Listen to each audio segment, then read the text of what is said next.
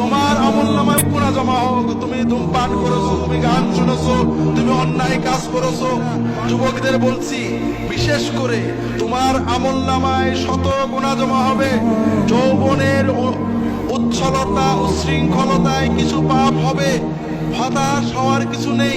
তবে নামাজ কাজা করার পাপ যেন তোমার আমলনামায় কখনো না ঢোকে। যত গুনাহ করবে আল্লাহর কাছে কাঁদবে, আল্লাহ আর করবো না, তৌফিক দাও। আবার হয়ে যাবে, ভুল হবে, নিয়ত করবে, চেষ্টা করবে, কিন্তু নামাজ কাজা করবে না।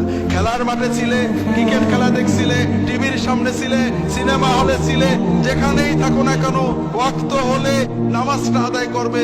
কিছু যদি না জানো, আজকে থেকে এখন থেকেই নামাজ, কিচ্ছু জানো না, ওযু করবে, দাঁড়িয়ে যাবে।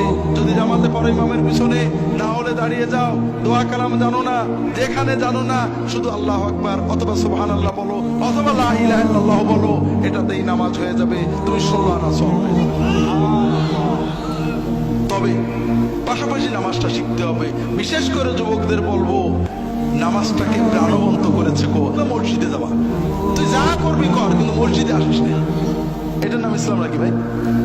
ও চুল রেখেছে, দুল পড়েছে, কোনোটা মাকরু, কোনোটা নাজেজ, কোনোটা গুনাহ হবে, কোনোটাই হবে না। কিন্তু সবচেয়ে বড় গুনাহ হলো নামাজ না পড়া, ঠিক না? কাজে ওকে যেভাবে আসে মসজিদে আসতে দেন, অন্তত নামাজটা পড়ুক। ওর জন্য দিনের সহজ বিষয়টা বোঝান। অনেকে বলে যে হুজুর দোয়া জানি না, নিয়ত জানি না, নামাজ পড়ি না, অনেক রকম আছে। আল্লাহর নামাজ কত সহজ করেছেন। আপনি যতটুকু জানেন, কিছু না জানলেন সুবহানাল্লাহ বলেও যদি নামাজ পড়েন, আল্লাহ 16 আনা সওয়াব দিয়ে দেন। কাজেই নামাজটা পড়তে হবে, প্রাণবন্ত করে পড়তে হবে। নামাজ আমাদের আল্লাহর সাথে সবচেয়ে প্রিয় সম্পর্ক। আমরা নামাজে অনেক ভুল করি, মেয়েরাও করেন, পুরুষেরাও করেন। আমরা নামাজ যারা পড়ি তারা কি ভুল করি? নামাজ পড়ছি, কিন্তু রুকুতে যে কটাস করে উঠে পড়ি, পুরো না দাঁড়িয়ে আবার সেজদায় চলে যাই। সেজদায় যে তাড়াহুড়ো করি, দুই সেজদার মাঝখানে ভালো করে বসি না। এরকম মুসল্লি কি আপনাদের এলাকায় আছে? তো ভাইরা, খুব ভালো করে বুঝুন, আপনি সূরা কিরাত জানেন না, নামাজ হবে। আপনি কোন দোয়া জানেন না, নামাজ হবে। আপনার কাপড় নেই, ন্যাংটো হয়ে নামাজ হবে। আপনার পাক কাপড় নেই, নাপাক কাপড়ে নামাজ হবে। কিন্তু রুকু সেজদা আপনি দিতে পারেন, খটোমটো করে দিয়েছেন, নামাজ হবে না।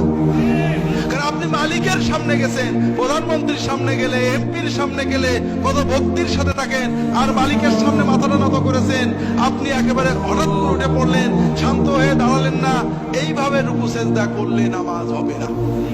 কাজেই অন্তরের মহব্বত দিয়ে নামাজ পড়েন। ছোট্ট একটা বলি, রাসূলুল্লাহ সাল্লাল্লাহু আলাইহি ওয়াসাল্লাম দুই সাজদার মাঝখানে কি বলতেন?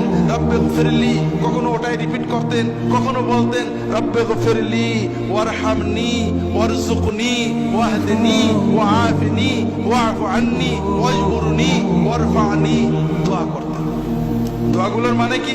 আল্লাহ আমাকে মাফ করে দাও, আল্লাহ রহমত করো, আল্লাহ আমার রিজিকে বরকত দাও, রিজিক বাড়িয়ে দাও, আল্লাহ আমাকে সুস্থতা দাও, আল্লাহ আমাকে বিপদ মুক্ত রাখো, আল্লাহ আমাকে নিরাপদে রাখো, আল্লাহ আমার ক্ষতি পূরণ করে দাও, আল্লাহ আমার মর্যাদা বাড়িয়ে দাও, ইত্যাদি।